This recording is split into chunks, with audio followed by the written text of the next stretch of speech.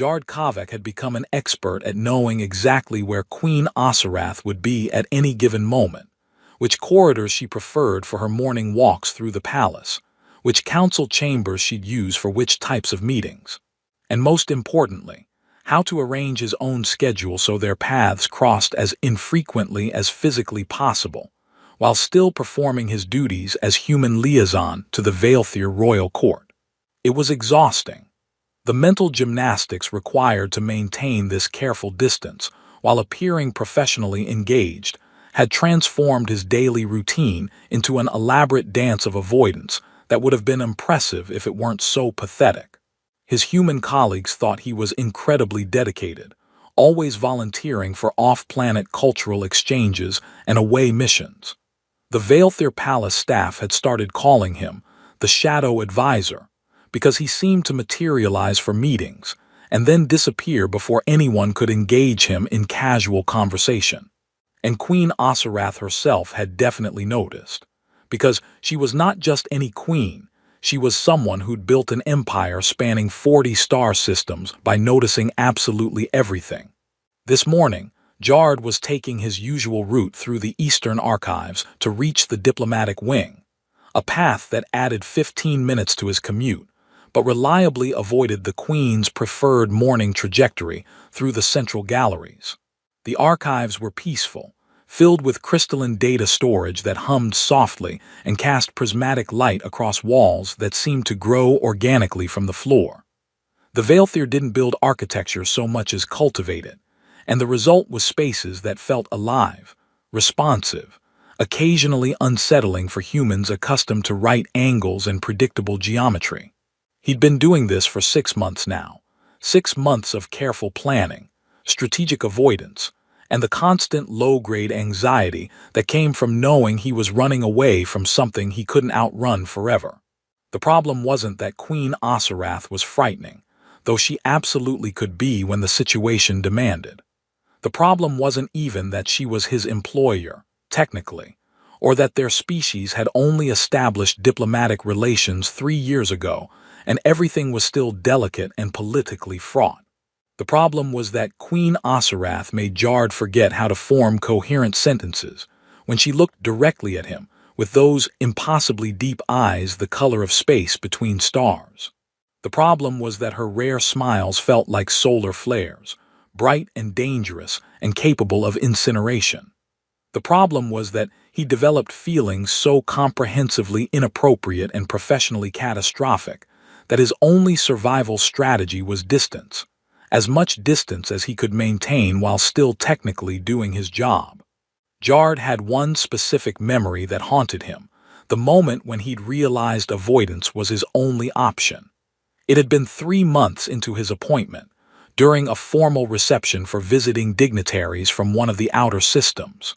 Queen Osirath had been holding court in the central hall, wearing ceremonial robes that seemed woven from starlight, her elongated ears adorned with delicate circlets that caught the bioluminescent palace lighting. Jard had been standing near the refreshment displays, trying to decode which foods were safe for human consumption versus which were purely decorative, when the Queen had approached him directly. "Advisor Kavak," she'd said, her voice carrying that particular resonance the Valethir had, not quite musical but not entirely speech either, something that vibrated in frequencies humans could feel as much as hear. "I understand you have particular expertise in comparative cultural music theory. Would you share your perspective on the relationship between human and Valethir musical structures?" It should have been a straightforward question. Jard had written his doctoral dissertation on exactly that topic. He'd given lectures, published papers, could discuss the subject fluently in 3 different languages. But standing there with Queen Osirath's attention focused entirely on him, with those cosmic eyes waiting for his response, his brain had simply stopped functioning properly. "Music," he'd managed. "Yes, we have it, you have it. There are similarities and differences. The frequency ranges are divergent but occasionally convergent in terms of emotional resonance, which is interesting because it suggests that maybe beauty is universal, or at least translatable across species boundaries, which would be philosophically significant in terms of. He'd stopped himself before he could continue babbling, horrified at his own incoherence. Queen Osirath had smiled, not the formal diplomatic smile she used in official functions, but something smaller and more genuine. I appreciate your enthusiasm, advisor. Perhaps we could discuss this more thoroughly when you've had time to organize your thoughts.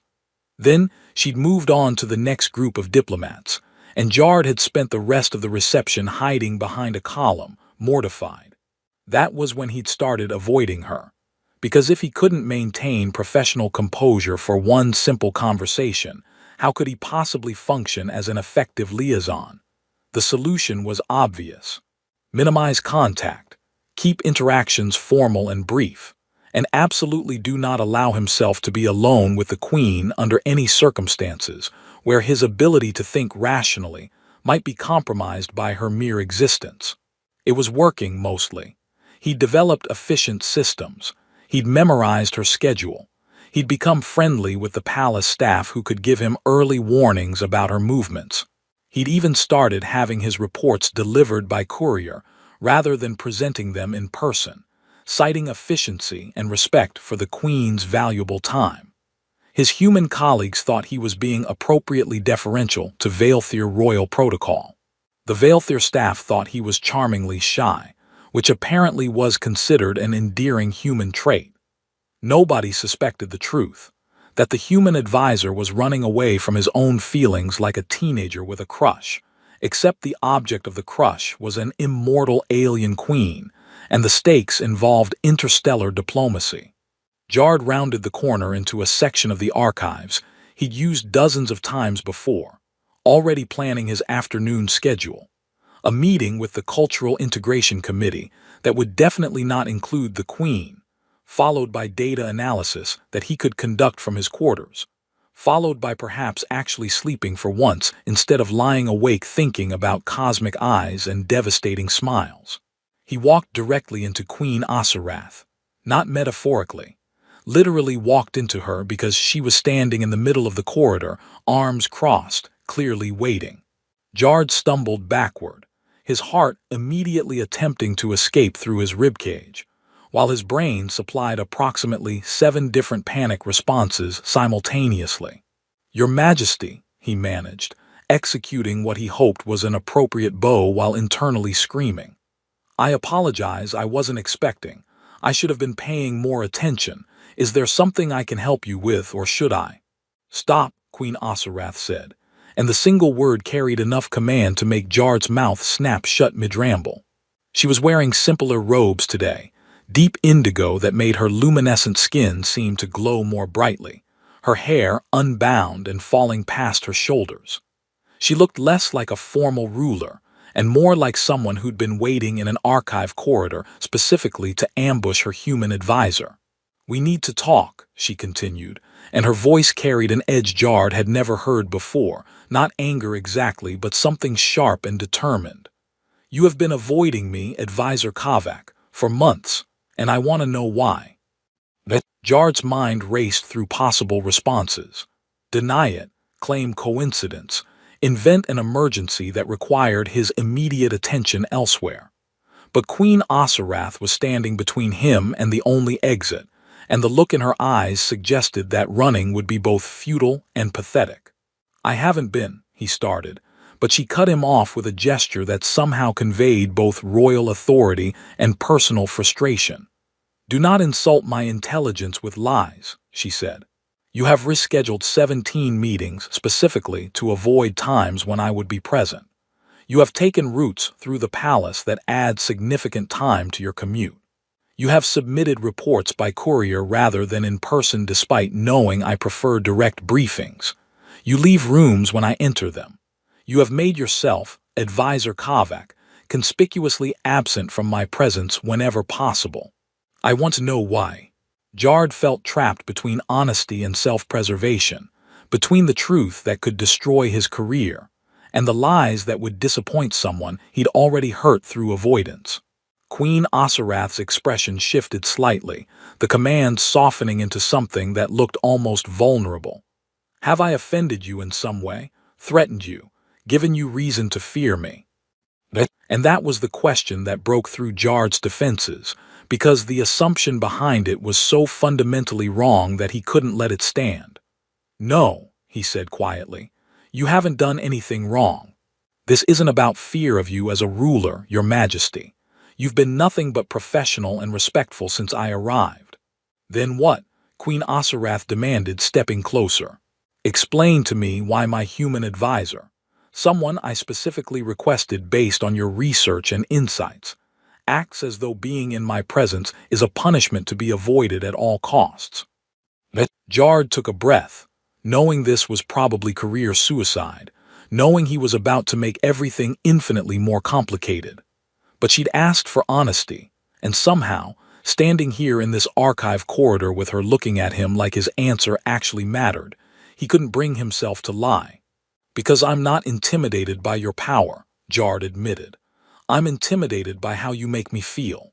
The silence that followed Jard's admission was so complete he could hear the crystalline data archives humming, could hear his own heartbeat thundering in his ears, could probably hear the sound of his career evaporating into nothing. Queen Osirath stood absolutely still, her expression cycling through what looked like shock, confusion, and something else Jard couldn't identify because he was too busy internally cataloging every terrible decision that had led to this moment. How I make you feel, Queen Osirath repeated slowly, as if testing the words for hidden meaning. You avoid me because of how I make you feel.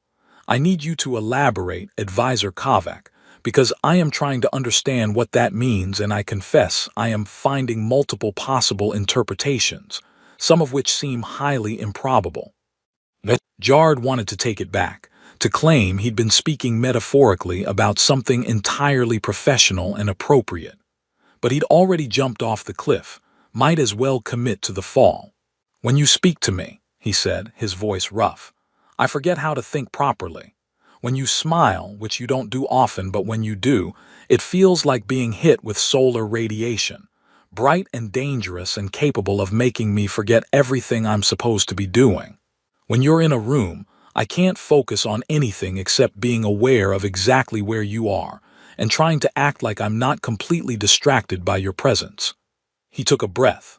I avoid you because staying objective and professional around someone who affects me that deeply is impossible, and I thought maintaining distance was the only ethical option.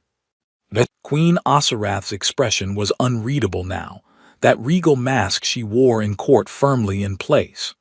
Jard waited for her to call security, to have him escorted from the palace, to terminate his appointment with the kind of decisive authority she was famous for. Instead, she gestured toward a nearby chamber, a private study filled with ancient texts and soft bioluminescent lighting. Inside, she said, now, this conversation requires privacy. Jard followed, because what else could he do? The study door sealed behind them with a soft sound like growing things settling into place. Queen Osirath didn't sit in the elegant chair positioned near the reading desk, didn't position herself behind furniture that would create physical and symbolic barriers. She stood in the center of the room, arms crossed, and for the first time since Jard had met her, she looked genuinely uncertain. Do you know, she said finally, her voice different now, softer, with the command stripped away to reveal something raw underneath. How many people have feared me in my 270 years of rule? Jard didn't answer because the question was clearly rhetorical, and because 270 years was still difficult for his human brain to process. Queen Osirath looked perhaps 30 by human standards, but the Vaelthir aged slowly, their lifespans measured in centuries rather than decades. Thousands, she continued. Millions, if we count those who fear the institution I represent rather than me personally.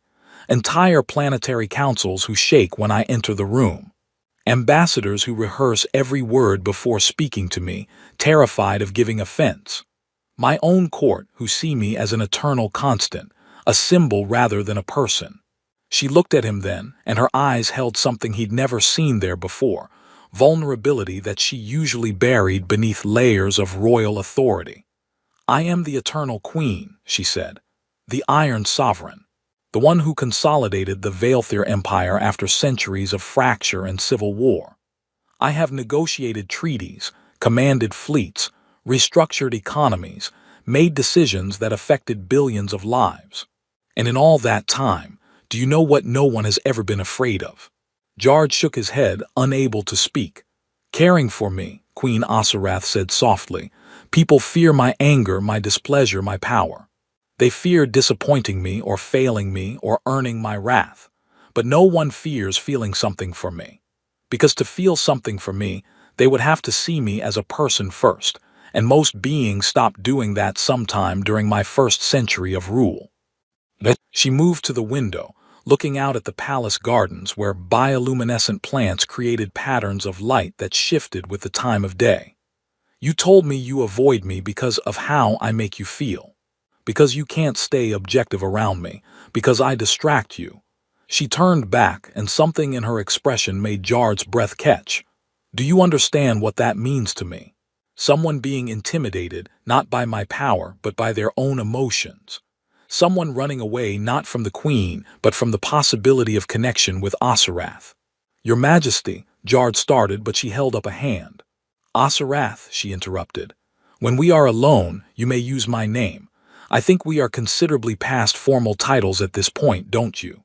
Osirath, Jard repeated, and the name felt strange and intimate on his tongue. He'd thought it 1,000 times but never spoken it aloud. I didn't tell you this to make you uncomfortable or to create some impossible situation. You asked why I was avoiding you, and I've apparently lost the ability to lie to you convincingly. You're terrible at lying to me, Osirath agreed, and there was a ghost of humor in her voice. You're also excellent at avoidance, which I suppose is the coward's alternative to direct dishonesty. I spent 6 months wondering what I had done wrong, whether I had unknowingly violated some human custom, whether you found our species repulsive. Repulsive. The word came out more shocked than Jard intended. He stopped himself, but she was watching him now with an intensity that demanded completion. I'm what? She prompted. You're the most captivating person I've ever met, Jard finished, abandoning any remaining pretense of professional distance. Which is terrifying because you're also an immortal alien queen who rules an empire spanning 40 star systems. And I'm a temporary human advisor who's supposed to be facilitating cultural exchange, not developing completely inappropriate feelings for the literal sovereign of multiple species. Osirath was quiet for a long moment, studying him with those cosmic eyes that saw through every defense he'd ever tried to construct. Then she did something Jard never expected. She laughed. Not the formal, measured sound she used in court, but genuine laughter that transformed her entire presence from regal authority to something warm and startlingly human in its expressiveness. This is absurd, she said, moving closer. I am a queen. I have ruled longer than your species has had spaceflight. I have commanded the loyalty of billions. And I am apparently undone by a human who spent 6 months avoiding me because he found me distracting. In my defense, Jard said, his own humor surfacing through the anxiety, you are extremely distracting. It's genuinely unfair how distracting you are. There should be warnings. Caution. Prolonged exposure to Queen Osirath may result in complete cognitive dysfunction. I could have you arrested for insubordination, Osirath pointed out, but her eyes were bright with something that looked like delight. You could, Jard agreed. But then you'd have to explain to your court why you arrested your human advisor for admitting he finds you captivating, and I suspect that would raise questions neither of us wants to answer. Osirath's smile faded into something more serious, more vulnerable. Do you think, she said carefully, that in 270 years of rule I have not felt lonely? That I have not wondered what it would be like to be seen as something other than a crown and a throne? She was close enough now that Jard could see the subtle patterns of light that moved beneath her luminescent skin, could smell something like starlight and winter air that seemed to emanate from her. I requested you specifically as my human advisor, she continued. Not because of your credentials alone, though those were impressive, but because I read your preliminary reports on Veilthir human cultural parallels, and your writing was different from other researchers. You wrote about my people with genuine affection, with recognition that ancient doesn't mean perfect, that advanced doesn't mean without struggle. You saw us as people first. You are people, Jard said. Incredibly powerful, sometimes terrifying people who make decisions that affect star systems, but people. And you, Osirath said softly, are the first person in longer than I can remember who has looked at me and seen Osirath rather than Queen Osirath, even if you were trying very hard to not look at me at all. The moment stretched between them, weighted with possibility and danger, and the recognition that they'd crossed some invisible boundary from professional relationship into territory neither of them had mapped. This is complicated, Jard finally said, because someone had to acknowledge the enormous problems they were creating. Catastrophically complicated, Osirath agreed, but she hadn't moved away. If my court discovers that I have developed feelings for a human advisor, it will be seen as weakness. The conservative factions already resent my progressive policies regarding human integration. They tolerate the cultural exchange programs because the benefits are undeniable, but they look for any excuse to argue that I am compromising Veilthir sovereignty. This would give them exactly the ammunition they need. And if Earth Command discovers that I've developed romantic feelings for the alien queen I'm supposed to be advising, I'll be recalled so fast I'll leave a sonic boom, Jard added.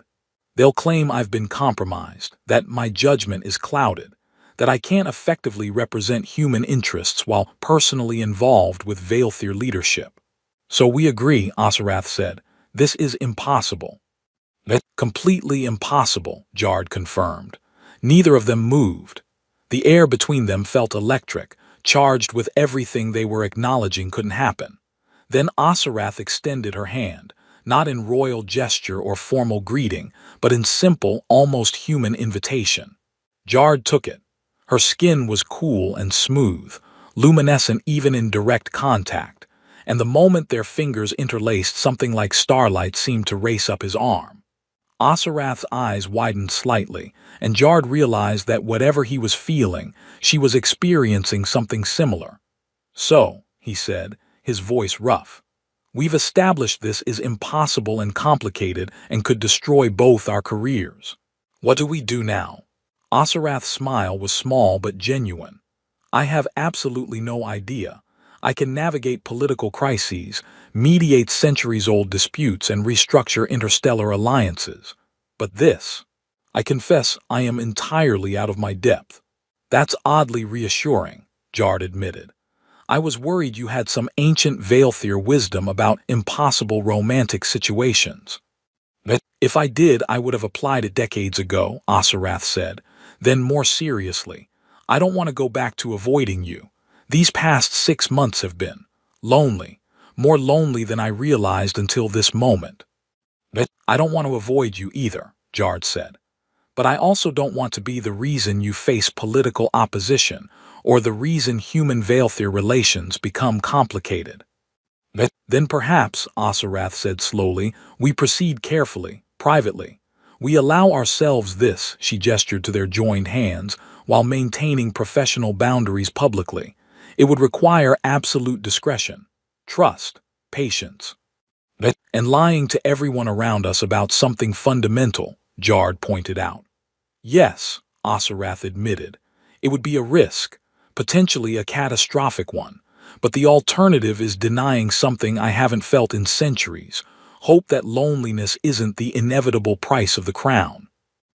Jard looked at their joined hands, human and Veilthir, and thought about all the reasons this was a terrible idea. Then he thought about 6 months of running away, about Osirath spending centuries lonely at the top, about the fact that they'd both built their lives around duty and service, and maybe, just maybe, they deserved something for themselves. I'm in, he said. If you are, carefully, privately, with full awareness this could explode spectacularly. Osirath's smile transformed her face from regal authority to something radiant. Then we have an accord, Advisor Kavak. When they were alone again, Osarath gestured to the low table where the food had been arranged. Sit, eat, and tell me something true about yourself that has nothing to do with your work or your diplomatic function. Jard settled onto the cushioned seat, more comfortable than it looked, designed to accommodate both Vaelthir and human physiology, and considered the question. I'm terrified of deep water, he admitted. Earth oceans, alien seas, doesn't matter. Anything deeper than I can stand in makes me irrationally anxious. Which is absurd because I regularly travel through the actual vacuum of space, which is infinitely more dangerous, but evolutionary fear apparently doesn't respond to logic. Osarath smiled, serving him something that looked like crystallized fruit but tasted like honey and starlight. I am terrified of irrelevance, she said. Of waking up one day and discovering that I have ruled for so long I've become obsolete, that my empire has evolved past the need for the kind of leadership I provide, that I am a relic preserved out of tradition rather than necessity. The honesty in her voice made Jard's chest ache. You're not obsolete, he said. Your people respect you. More than that, they trust you. I've seen it in how they speak about you, how they defer to your judgment even when they disagree with your decisions. Respect and trust can coexist with the recognition that perhaps it's time for something new, Osarath said. I have been queen for 270 years. Some of my advisors have never known a different ruler. The youngest generation of Vaelthir were born into an empire I consolidated before they existed. How long before my perspective becomes a limitation rather than an asset? Jard ate something that tasted like vegetables crossed with starlight. He was starting to realize that everything on this planet had that particular quality, and thought about how to respond. Human leaders serve terms measured in years, not centuries. Our perspective is that change is constant, that new leaders bring new ideas. But we also lose a lot through that constant turnover. Institutional knowledge, long-term vision, the ability to see patterns across decades rather than election cycles. Your longevity isn't a weakness. It's a different kind of strength. You're being diplomatic, Osarath observed, but she looked pleased. I'm being honest, Jard corrected. Diplomatic would be generic praise that doesn't actually say anything. Honest is pointing out that your fear of obsolescence is probably part of what makes you still relevant. You're asking the question instead of assuming you know the answer. They talked through the meal and long after, the conversation flowing naturally now that the barrier of avoidance had been demolished. Osarath told him about the loneliness of command, about making decisions that affected billions while having no one to confide in, about the exhaustion of being always the queen and never just Osarath. She described the pressure of the conservative factions who wanted to return to isolationist policies, who saw human integration as dilution of Vaelthir purity, who looked for any weakness they could exploit. Jard told her about feeling perpetually displaced, too analytical for the military types who tried to recruit him, too action-oriented for the pure academics who'd wanted him to stay in research. Always the bridge between worlds but never quite belonging fully to either side. He described his family's confusion when he'd chosen xenoanthropology over more lucrative careers, his own uncertainty about whether he was running towards something or away from something else. Why did you request me specifically? Jard asked eventually. You said you read my reports, but there were other researchers with more impressive credentials, more experience with first contact situations. Osarath set down her cup, something that looked like crystal but felt organic under the fingers, and met his eyes. Do you remember the conclusion of your preliminary report, the one you submitted before being considered for this position? Jard tried to recall. He'd written dozens of reports, most following standard academic formats. Vaguely, something about cultural exchange requiring genuine curiosity rather than just strategic advantage. You wrote, Osarath said, and he realized she was reciting from memory. The greatest barrier to meaningful interspecies connection isn't biological difference or technological disparity, but the failure to recognize that alien doesn't mean incomprehensible. The Veilthir are not puzzles to solve or resources to exploit. They are people, struggling with the same fundamental questions humanity faces. How to build meaning in an indifferent universe, how to balance tradition with progress, how to connect authentically across the distances that separate us. Any cultural exchange that doesn't start from that recognition of shared humanity or shared personhood is doomed to remain superficial. Jard felt his face heat. I was probably being too philosophical for a policy document. You were being honest, Osarath said. And your honesty made me curious about the human who could write that after only 3 months of preliminary research. I wanted to know if you actually believed it, or if it was just pretty words designed to secure a prestigious appointment. And, Jard asked, and then you arrived, and you were awkward and earnest and clearly overwhelmed by palace protocol, but you treated every Veilthir you encountered like a person first. You learned our staff's names. You asked questions that weren't in any briefing document. You made mistakes and apologized genuinely rather than defensively. You were exactly the person your writing suggested you were. She smiled. And then you spent 6 months avoiding me, and I thought perhaps I'd been wrong, that you were just a very good actor after all. I was avoiding you because I couldn't figure out how to be professional around someone I was developing feelings for, Jard said.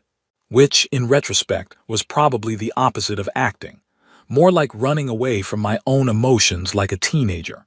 How old are you? Osarath asked suddenly, by human standards.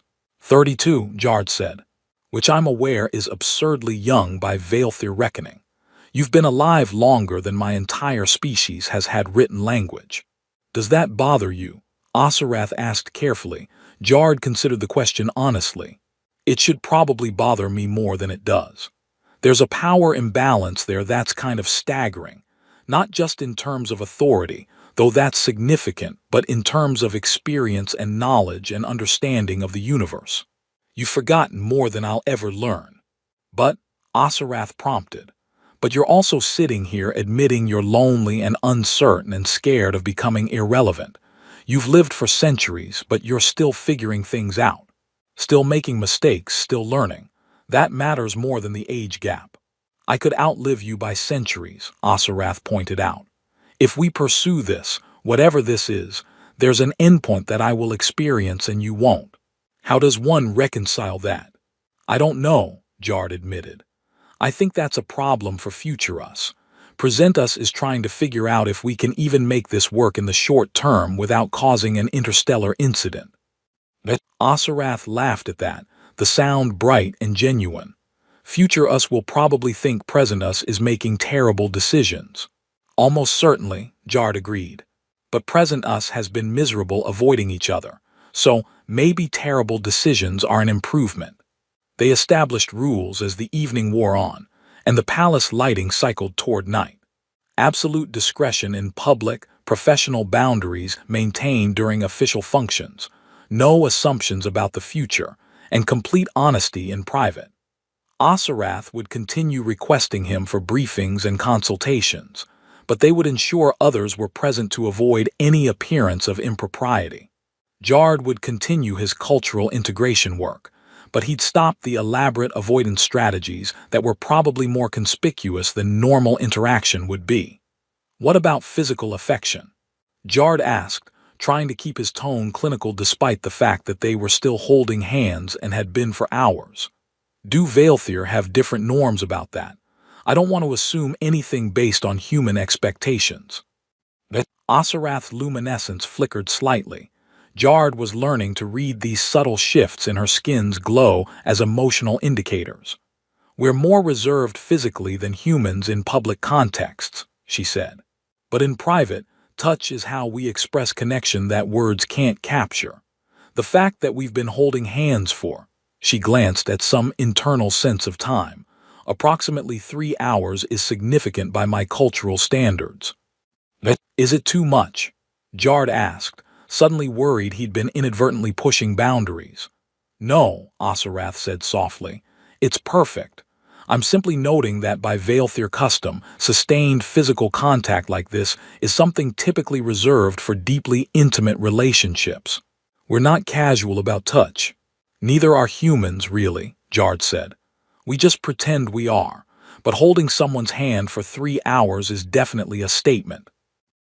Then we're both making statements, Asarath said, and her smile held a warmth that made Jard's breath catch. When he finally left, late enough that the palace was quiet, most staff having retired for their rest cycles, Asarath walked him to a concealed exit she claimed only she and her most trusted security knew about. It led to a garden path that would eventually connect to the visitor quarters, where Jard's rooms were located, allowing him to arrive without using the main corridors where questions might be asked. At the threshold, Asarath touched his face gently, her cool fingers tracing his cheekbone in a gesture so tender it made his heart stutter. "Thank you," she said softly, "for being honest, for being brave enough to admit what you felt instead of running forever." "Thank you for not having me arrested," Jard replied, and when she laughed, he thought it might be his new favorite sound in the universe. "I'll see you tomorrow," she said. "Publicly and professionally, try not to avoid me." "I'll do my best," Jard promised, "though I make no guarantees about the coherent speech thing when you look at me." "I'll consider it part of your charm," Asarath said, and then, before he could respond, she leaned in and pressed her lips to his forehead, brief, chaste, but electric in its intimacy. Then she was gone, the concealed door closing behind her, and Jard was standing alone in the garden trying to remember how to make his legs work properly, while his entire nervous system processed what had just happened. Jard made it back to his quarters in a daze, his mind replaying the entire evening on loop.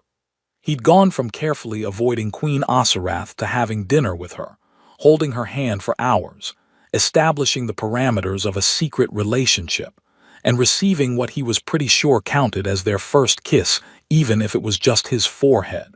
His life had transformed completely in the span of one day, and he wasn't entirely sure whether to be exhilarated or terrified, probably both simultaneously. Sleep was impossible. He lay in his bed, human-designed but incorporating some Veilthir bioluminescent elements that he usually found soothing, and stared at the ceiling while his brain refused to shut down. Every moment kept replaying. The way Asarath's voice had softened when she talked about loneliness, the warmth of her hand in his, the vulnerability in her eyes when she'd admitted that no one had ever been afraid of caring for her before, the gentle touch on his face as she'd said goodbye. He was falling for an alien queen. Not metaphorically, not as some abstract diplomatic complication, but genuinely, completely falling for someone who ruled an empire and had been alive for centuries, and could probably destroy his entire career with a single word to the right people. It was absurd and dangerous, and felt more right than anything he'd experienced in his entire 32 years of existence. The next morning, Jard went through his usual routine, with the surreal awareness that everything had changed, but nothing could look different. He dressed in his standard liaison attire, reviewed his schedule, a morning briefing on cultural integration metrics, followed by a consultation on human education systems that the Veilthir were considering adapting, and headed toward the administrative wing using his normal route, not the elaborate avoidance path he'd been taking. He passed several Veilthir staff members who greeted him with the usual courteous gestures. Nobody seemed to notice anything different. Nobody looked at him like he was carrying a secret that could shake the foundations of interstellar diplomacy. He was just the human advisor, going about his day. The morning briefing was in one of the smaller council chambers, with about a dozen Veilthir officials and 2 other human advisors who'd arrived more recently. Jard took his usual seat, opened his data tablet, and tried to focus on the presentation being given about educational exchange programs. He was succeeding reasonably well until the door opened and Queen Asarath entered. Everyone stood immediately, Veilthir protocol for royal presence, and Jard stood with them, his heart suddenly racing. Asarath wore formal robes in deep purple, her hair bound in an elaborate style that signaled official capacity, her bearing every inch the eternal queen. She acknowledged the room with a slight nod, gestured for everyone to be seated, and took her position at the head of the table. "Continue," she said to the official who'd been presenting, her voice carrying that resonant authority Jard had heard hundreds of times. The briefing proceeded. Asarath asked questions, offered insights, guided the discussion with the kind of strategic thinking that had maintained her empire for centuries. She was brilliant and formidable and completely professional. Jard contributed when appropriate, keeping his comments focused on human perspectives and cultural considerations.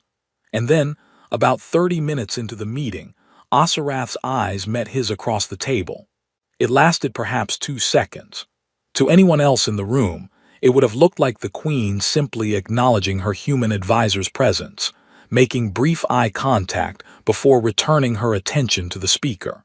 But in those 2 seconds, Jard saw warmth in her cosmic eyes, recognition, a private acknowledgement of everything that had passed between them the night before.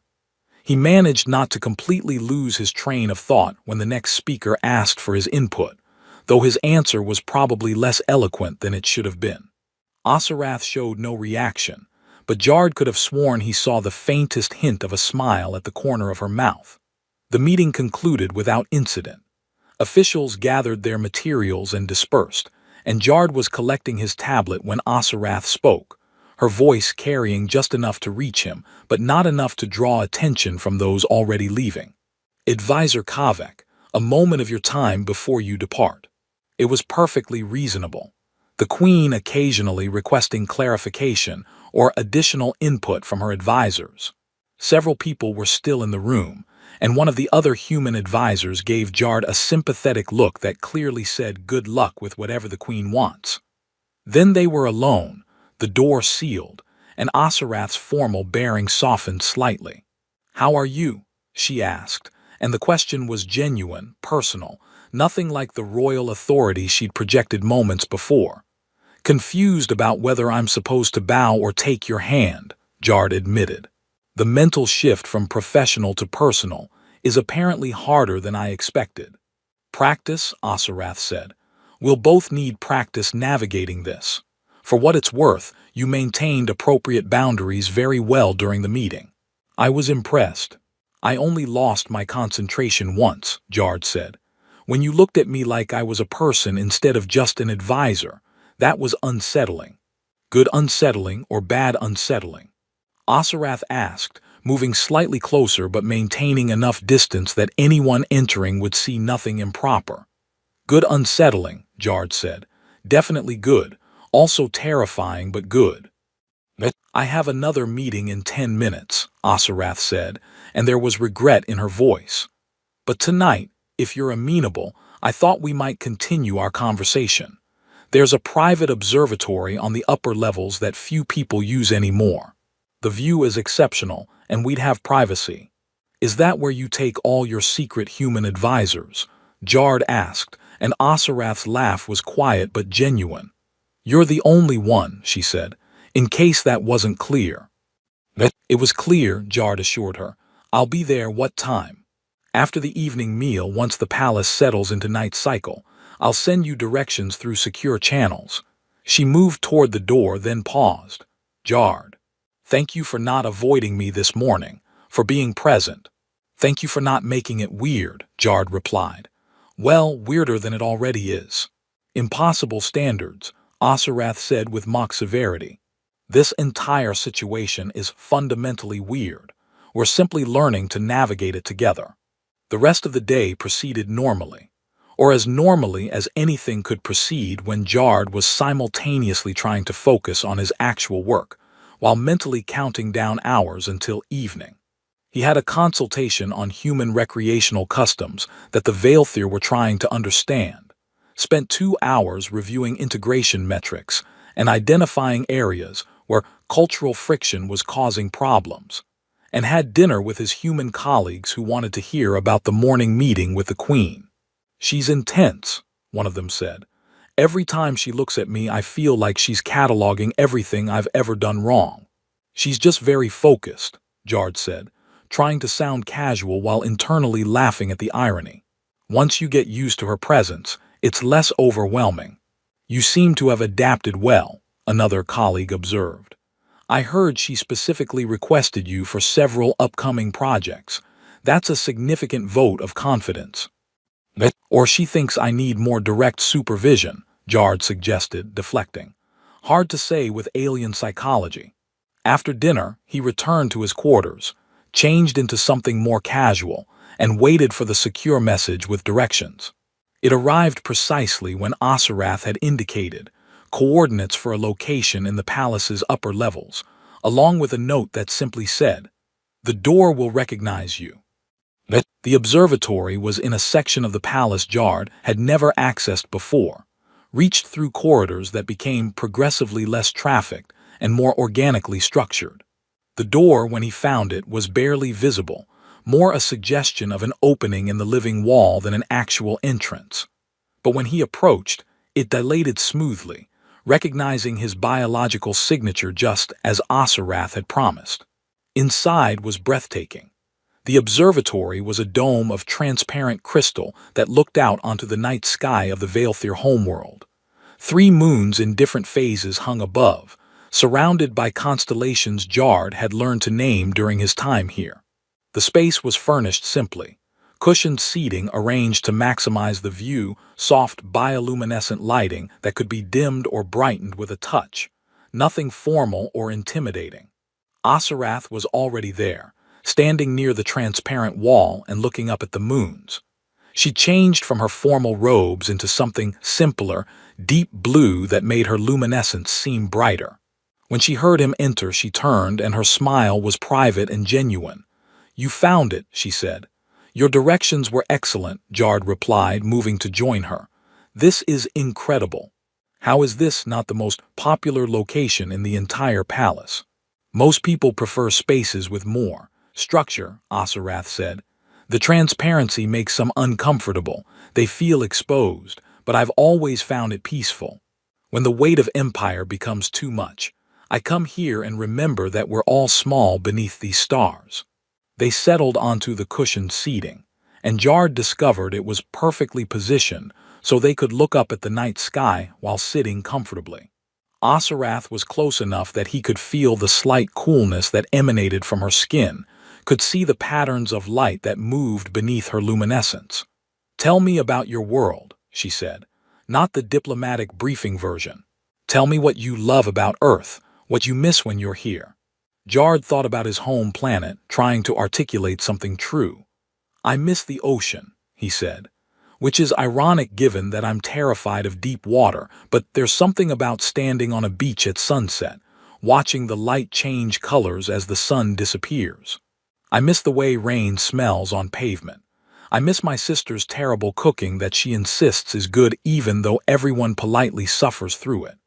I miss autumn, when the air gets cold and the leaves change colors before dying. Humans are sentimental about decay in ways I don't think Vaelthir are.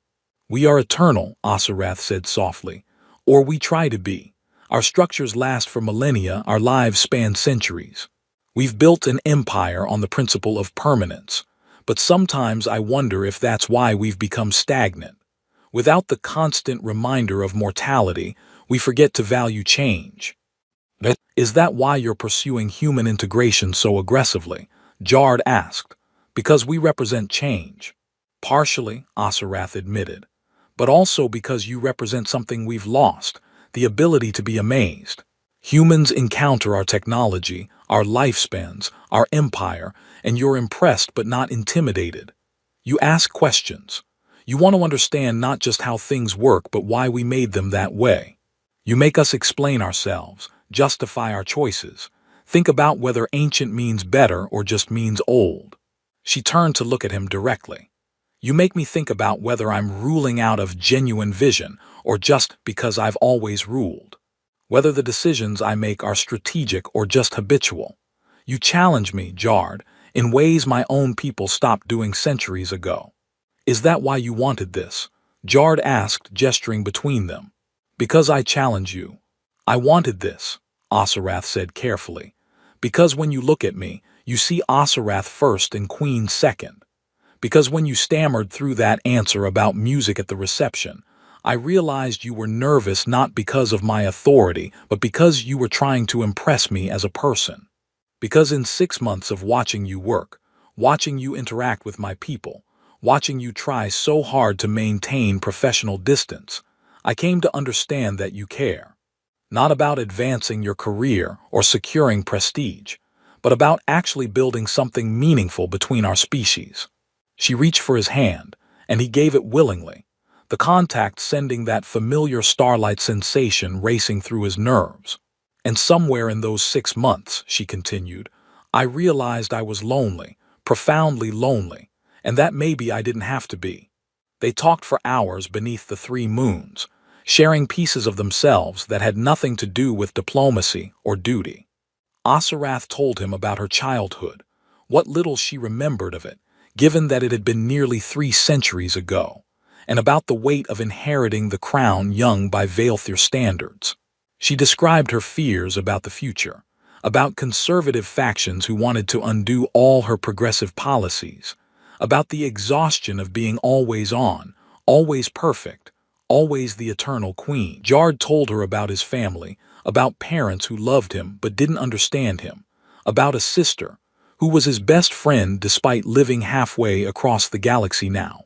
He described his decision to pursue xenoanthropology, how it had felt like finding a purpose after years of drifting, how first contact with the Vaelthir had felt like destiny even though he didn't believe in destiny. What do you believe in? Asarath asked. Connection, Jard said. I believe that despite all the distances, spatial, temporal, biological beings can find ways to understand each other. That the effort to bridge those gaps is what makes us more than just isolated consciousnesses floating in the void. That meaning is something we create together, not something we discover alone. That's beautiful, Asarath said softly, and remarkably optimistic for someone who's spent significant time studying interspecies conflict. I've also spent significant time studying interspecies cooperation, Jard pointed out. The conflicts get more attention, but the quiet successes happen every day. People finding common ground, building relationships across differences, choosing connection over isolation. That's what I believe in. The daily choice to reach across divides even when it's complicated. Is that what we're doing? Asarath asked, reaching across a divide. I think we're trying to, Jard said. I think we're both terrified and hopeful in equal measure. I think this could fail spectacularly or succeed in ways neither of us can predict, but I think it's worth trying. Asarath was quiet for a moment, looking up at her world's moons. Then she spoke, her voice carrying the weight of confession. I have not allowed myself to hope for personal connection in a very long time. It seemed frivolous, a distraction from duty. But sitting here with you, I'm remembering what hope feels like, and it's terrifying. Welcome to the club, Jard said. I've been terrified since the moment I realized I had feelings for you. The terror doesn't go away, but apparently you can learn to function through it. How reassuring, Asarath said, but she was smiling. They stayed in the observatory until the first moon began to set, talking and occasionally falling into comfortable silence, hands joined, shoulders touching. When Asarath finally said she needed to return to her chambers before her absence was noted, they left together, taking separate routes back through the palace. At the branching point where their paths diverged, Asarath touched his face again in that tender gesture he was learning meant affection in Vaelthir custom. Tomorrow, she said, we continue learning how to make this work. Tomorrow, Jard agreed, and the day after, and the day after that, until it either works or we accept that we tried. I have no intention of accepting failure, Asarath said with mock severity. I am a queen. We don't acknowledge defeat. Good, Jard said, because I'm a human. We're terrible at knowing when to quit. Her laugh followed him as he made his way back to his quarters, and Jard thought that maybe, just maybe, they were building something impossible together. Something that defied political reality and professional ethics and every reasonable boundary they were supposed to maintain. But it felt real in a way nothing else in his life ever had, and that seemed worth protecting, whatever the cost. The next morning, During a formal council session, Queen Osirath called on Advisor Kavak for his input on a cultural integration proposal. Their eyes met across the chamber, professional and appropriate, carrying none of the warmth of the previous night. But underneath the table, where no one could see, Jard's tablet lit up with a private message using the secure channel they'd established. "Tonight, same place. I want to hear more about your terrible fear of oceans." He typed back, "Only if you tell me more about why you find transparency uncomfortable. I sense a metaphor." Her response was immediate, perceptive, human. "This is why I like you."